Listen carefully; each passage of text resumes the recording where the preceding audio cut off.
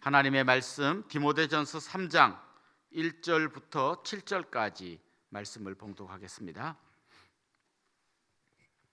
디모데전서 3장 1절부터 7절까지 한 절씩 교독하고 7절은 한 목소리로 같이 읽겠습니다. 미쁘다 이 말이여 곧 사람이 감독의 직분을 얻으려 함은 선한 일을 사모하는 것이라 함이로다.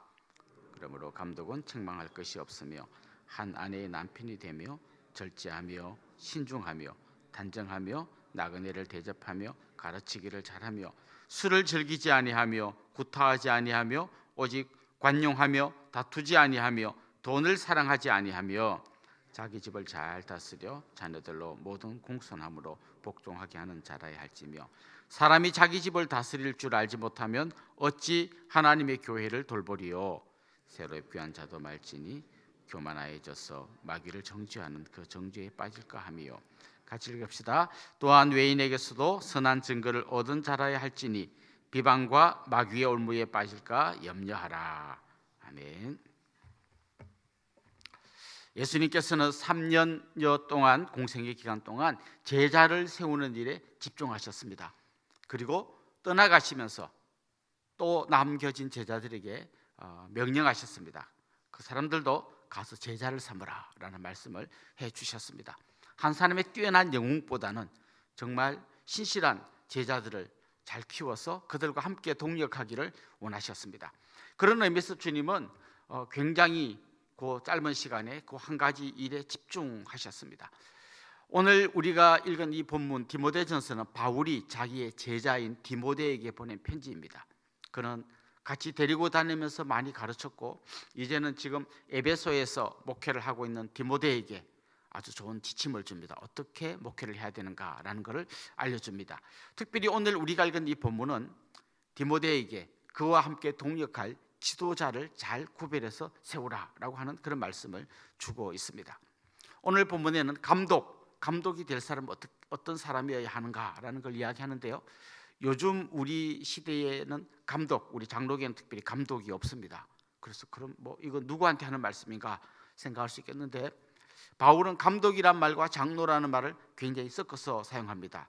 어떤 때는 감독이라고 하고 어떨 때는 장로라고 해서 1차적으로는 좀 장로에게 주는 말씀이다 이렇게 생각할 수 있습니다. 그런데 요즘 우리가 아는 우리 교회에 있는 장로님과 또 이 당시에 바울이 말했던 장로하고는 또 약간의 차이가 있습니다. 그래서 우리는 오늘 이 본문을 어떤 특정한 직분자에게 하는 말씀이라기보다는 모든 지도자에게 하는 말씀이다 이렇게 생각하면 좋겠습니다.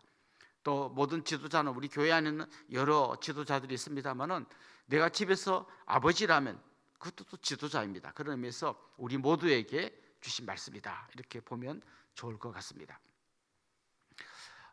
성경에는 지도자를 표현하는 어떤 한 단어가 자주 사용되는데 목자라는 말이 있습니다. 목자. 예수님도 자신을 선한 목자라고 하셨고 제방에도 목양일념이라고 하는 사자 성구가 액자에 걸려 있습니다. 보통 목자 하면 성경이 말하는 목자를 우리가 떠올립니다만은 또 영화 같은 데 보면 전혀 다른 목자도 있습니다. 카우보이 여러분 아십니까? 양이나 소를 몰고 다니는 이 카우보이들이 있는데 카우보이들이 양이나 소를 모는 방식과 성경에 나오는 목자는 굉장히 다릅니다. 카우보이들에게 제일 중요한 것은 뭔가 하면 자기들이 타고 다니는 말입니다. 그리고 채찍입니다. 그리고 양떼들을 몰 수 있는 그 양떼를 지키는 개들이 있습니다. 개 몇 마리가 막 뛰어다니면서 양떼를 몹니다. 그러니까 카우보이들은 말 타고 채찍 들고 개 풀어 가지고 양을 몰고 갑니다. 그런데 성경에 나오는 목자는 전혀 다른 모습입니다. 앞서갑니다. 그리고 양들이 자기 뒤를 따라오게 합니다. 세상의 권력자들은 일종의 카우보이와 같은 식으로 자기의 권력을 유지합니다. 군대를 동원하고 무력을 쓰고 말 안 들으면 감옥에 넣고 고문하고 이렇게 해서 자기의 권력을 유지합니다. 그런데 성경에 나오는 목자 또 지도자들은 전혀 다른 모습입니다. 오늘 본문에 보면 정말 감독으로 세워야 할 사람은 어떠해야 하는가라는 걸 이야기하는데요. 저는 오늘 이 말씀을 듣는 우리 모두가 정말 주님이 원하는 지도자는 어떤 사람일까? 나도 주님이 원하는 그 지도자의 모습을 가져야겠다. 한번 그런 마음으로 오늘 본문을 대하면 좋겠습니다. 먼저 1절에는 이런 말씀이 나옵니다. mit보다 이 말이요 곧 사람이 감독의 직분을 얻으려 함은 선한 일을 사모하는 것이라 함이로다. 이 말이 조금 어려운데요, 크게 두 가지로 해석합니다. 하나는 감독이라고 하는 선한 직분을 사모하라 라는 말씀입니다.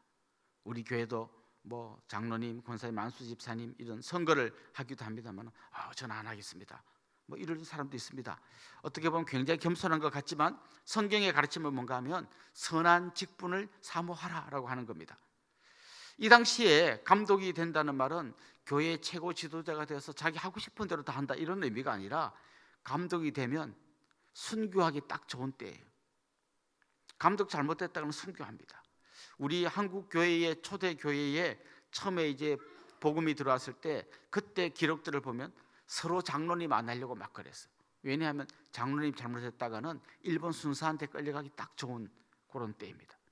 뿐만 아니라 또 자기 그 과수원을 다 내놓고 거기다가 교회를 세우고 막 이런 헌신이 필요할 때였기 때문에 서로 잘 안 하려고 했습니다. 이 당시도 마찬가지입니다. 교회의 지도자가 잘못됐다가는 딱 순교하기 좋습니다. 그럼에도 불구하고 이게 선한 직분이니까 사모하라라고 오늘 말씀을 보는 것이 좋습니다. 또 좀 다르게 해석하면, 만약에 지도자가 되려고 하는 그런 사람이 있다면 정말 선한 일을 사모해야 된다. 그 지도자의 자격에 맞는 선한 일을 사모해야 된다. 이런 의미들도 있습니다. 그런 의미에서 오늘 본문을 좀 보면서 하나님이 찾으시는 직분자, 지도자는 어떤 모습이어야 하는가라는 걸 좀 보면 좋겠습니다.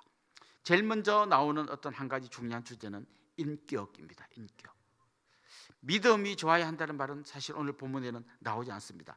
인격이 제대로 갖추어져야 한다라고 말합니다. 물론 이 인격은 믿음에서 나오는 겁니다. 그냥 자기가 잘 막 노력하고 이런 거라기보다는 정말 예수 그리스도를 제대로 믿을 때 나오는 인격, 그 인격이 필요하다고 이야기합니다.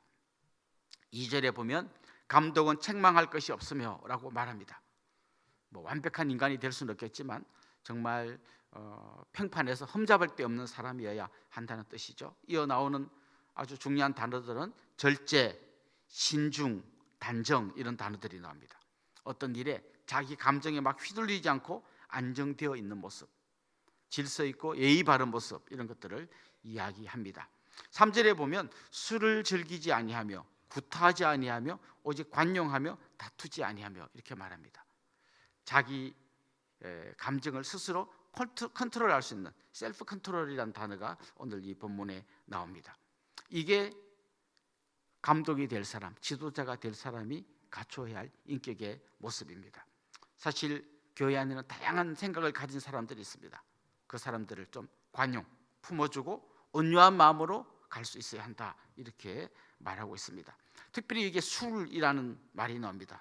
요즘 뭐 그런 질문하는 사람 잘 없습니다만은 술 마셔도 됩니까? 술 마시면 지옥 갑니까?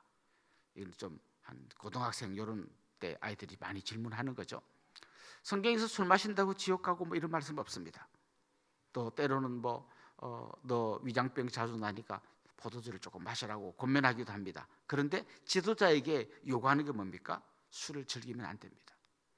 요즘 우리 뉴스에 가끔씩 보면 우리 한국 사회 지도자들이 그렇게 술을 많이 먹습니다. 폭탄주도 마시고 뭐 이렇게 하는데, 정말 평소에 얌전하고 또 친절했던 사람이 술 먹고 완전히 딴 사람으로 돌변해서 뉴스에 가끔씩 나옵니다.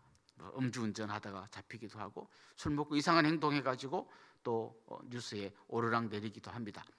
결국 지도자가 될 사람은 하나님 앞에서 셀프 컨트롤 할 수 있어야 됩니다. 자기 감정을 잘 조절할 수 있어야 되고, 그렇게 해서 정말 모든 사람들을 온유한 마음으로 품어줄 수 있어야 합니다. 더 나아가서 돈과 관련된 말씀도 나옵니다. 금전적으로 깨끗해야 됩니다. 빌린 돈을 안 갚는다든지 뭐 자기의 부당한 이익을 위해서 나쁜 짓을 한다든지 그래서는 안 되겠죠. 두 번째 나오는 중요한 주제는 가정생활입니다. 가족들과 어떻게 보내는가, 이게 굉장히 중요하다는 거죠. 교회에서는 잘하는 그런 분이 가정에서는 전혀 다른 모습으로 살 수 있는데 오늘 성경은 거기에 대해서 경고하고 있습니다. 2절에 보면 한 아내의 남편이 되고 이런 말씀이 나옵니다. 한 아내의 남편이 되고, 이 말은 뭐 결혼 안 하면 지도자가 못 된다 이런 말이 아니라 정말 그 부부 사이에 한 아내에게 한 남편으로서의 사명을 다하는 부부 관계가 좋아야 한다는 걸 이야기합니다. 성적인 순결을 유지해야 된다. 뭐 이런 말씀도 이 안에 포함됩니다. 4절 5절 이어지는 말씀을 보면 자기 집을 잘 다스려 자녀들로 모든 공손함으로 복종하게 하는 자라야 할지며 사람이 자기 집을 다스릴 줄 알지 못하면 어찌 하나님의 교회를 돌보리요. 이렇게 말합니다. 자기 가정에서 자녀들을 믿음으로 잘 양육해야 됩니다. 사실 굉장히 어렵습니다. 자녀들이 우리 마음먹은 대로 움직여주지 않습니다. 그래서 끊임없이 이 자녀들을 품고 기도해야 됩니다. 그리고 가정에서는 우리의 민낯이 다 드러납니다. 평소에 엄마 아빠가 어떻게 생활하는지, 어떻게 말하는지, 어떤 생각을 하는지 다 드러납니다. 그래서 더 어렵습니다. 어렵지만 오늘 이 말씀을 우리가 기억하고 자녀들을 믿음으로 잘 양육하고 그 자녀들을 위해서 기도하는 일 쉬지 않고 해야 합니다. 마지막 세 번째 중요한 주제는 이웃과의 관계, 사회생활입니다. 실제로 보면 외인에게서도 선한 증거를 얻은 자라야 한다라는 말씀이 나옵니다. 외인, 이건 교회 바깥에 있는 사람들입니다. 바깥에 있는 예수 믿지 않는 사람들에게도 선한 증거를 얻어야 합니다. 저 분 어느 교회 장로라고 하던데 권사라고 하던데 역시 달라, 뭐 이런 이야기를 들어야 한다는 것이죠. 사랑하는 성도 여러분, 저는 오늘 이 자리인 여러분 모두가 하나님이 부르신 지도자들이라고 생각합니다. 여러분이 오늘 이 말씀을 내 말씀으로 받으면 좋겠습니다. 정말 내 인격, 아무도 완벽하지 않습니다. 그런데 우리보다 앞서가신 우리 주님 예수 그리스도께서 걸어가신 그 길을 따라가며 주님의 마음이 저의 마음이 되게 해주십시오. 주님의 마음을 닮아가게 해주십시오. 온유하고 겸손하여 정말 모든 사람을 품어내고 그 사람들을 위해서 생명을 바쳐주시던 그 주님의 뒤를 따라가게 해주십시오. 이런 마음이 우리의 마음이 되면 좋겠고요. 가정과 이웃, 우리 삶의 모든 현장에서 하나님께 인정받고 또 주위 사람들에게 존경받는 그런 모든 지도자들이 될 수 있기를 주님의 이름으로 축원합니다. 기도드리겠습니다. 하나님 아버지, 우리를 부르셔서 정말 주님께서 기뻐하시는 지도자로 세워가심을 믿습니다. 하나님, 이런 직분들을 사모하게 하여 주시고 또 그 직분자로서 선한 일을 사모하며 행하는 그런 지도자들이 되기를 소망합니다. 우리의 인격이 주님 닮아가게 하여 주시옵시고 가정과 또 세상 가운데서도 존경받는 그런 분들이 되게 하여 주시옵소서. 예수님의 이름으로 기도드리옵나이다. 아멘.